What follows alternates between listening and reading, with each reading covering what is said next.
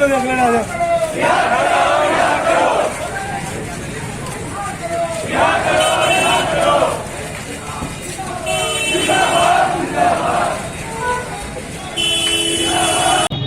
मौलाना कलीम सिद्दीकी रिहा करो, मौलाना कलीम सिद्दीकी रिहा करो। दोस्तों, हमारी आप लोगों से एक गुजारिश है कि अगर हम लोगों को थोड़ी सा में एहसास है कि हमारे उलमा की गिरफ्तारियां हुकूमत बंद करे, तो हम मुसलमानों को चाहिए कि एक बड़ी तादाद में अपना समूह इकट्ठा करे और प्रेस वार्ता में भी आप लोग अपना एक मैसेज दें कि मुस्तफाबाद की शर्म, मुस्तफाबाद की आवाम को एक एहसास हुआ कि हाँ, उलमा के लिए हम सब लोग इकट्ठा हुए। लेकिन हम देख रहे हैं कि हमारे अभी हमने देखा कि गैर मुस्लिमों के बीच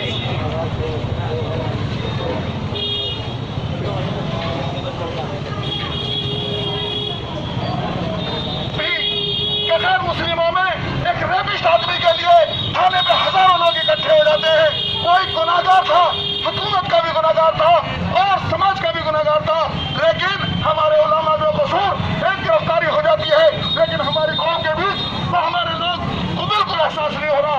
मेरी गुजारिश है, मुस्तफाबाद की शर्म, मुस्तफाबाद के जो मौजूद लोग हैं, जो सूझबूझ वाले लोग हैं, वो सब लोग आए और हमारे साथ आके इस विरोध प्रदर्शन में शामिल हो।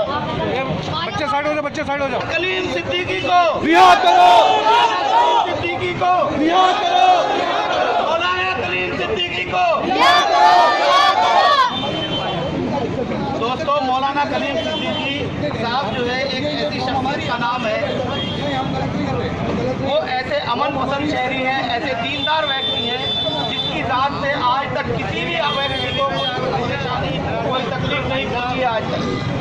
चाहे वो हिंदू हो, चाहे मुसलमान हो, चाहे सिख हो, चाहे ईसाई हो, उनके बारे में कोई भी व्यक्ति ये नहीं कह सकता जिनकी जात से आज तक किसी को कोई तकलीफ नहीं पहुंची।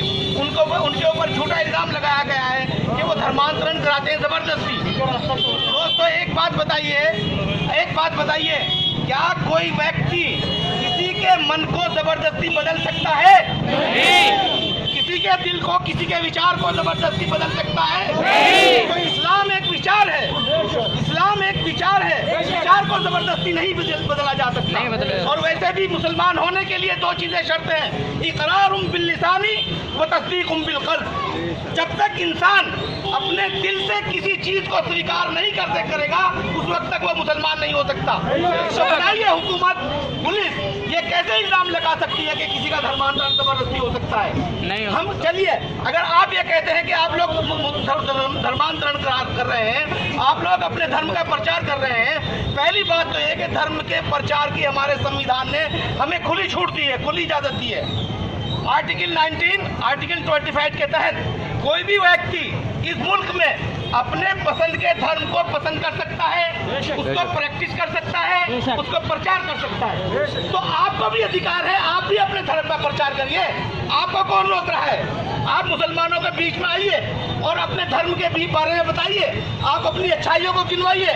जैसे हम अच्छाई बताते हैं, हमारे यहाँ बहुत बराबरी है, एक ही सफ में खड़े हो गए महमूद और आजाद, फिर कोई बंदा रहा ना बंदा रवा। हमारे यहाँ तो ये बराबरी है, हमारे यहाँ कोई छुआछूत नहीं है, हमारे यहाँ कोई ऊंच नीच नहीं है, बल्कि अल्लाह सुब्हानहू व तआला ने कुरान में कहा है, या अय्युहन्नासु इन्ना खलक़नाकुम मिन ज़करिन व उन्सा व जअलनाकुम शुऊबन व क़बाइला लितअअरफ़ू इन्ना अक्रमकुम इन्दल्लाहि अत्क़ाकुम इन्नल्लाहा अलीमुन ख़बीर। ऐ इंसानों, ऐ मनुष्य जाति, मैंने तुम्हें एक जोड़े से पैदा किया, एक जोड़े से, चाहे कोई वो हिंदू हो, चाहे कोई मुस्लिम हो, चाहे कोई वो सिख हो, चाहे कोई ईसाई हो, हर आदमी, हर मनुष्य एक ही माता पिता की संतान है। तो हम लोग, हमारे यहाँ हमें लोगों को भेदभाव के लिए मना किया है। तो मौलाना कलीम सिद्दीकी अगर ये लोगों को जाके ये बताते हैं कि तुम एक माँ बाप की औलाद हो, एक माता पिता की संतान हो, तो बताइए इसमें मेरे भाइयों क्या बुरा है? कोई बुराई की बात है? बताइए, मैं आपसे लोगों से पूछता हूँ, इस संसार को बुलाने वाले, चलाने वाले, इस आपको पैदा करने वाले कितने हैं? क्या हिंदू को किसी अलग खुदा ने बनाया? मुसलमान को किसी अलग खुदा ने बनाया? को किसी अलग खुदा ने बनाया?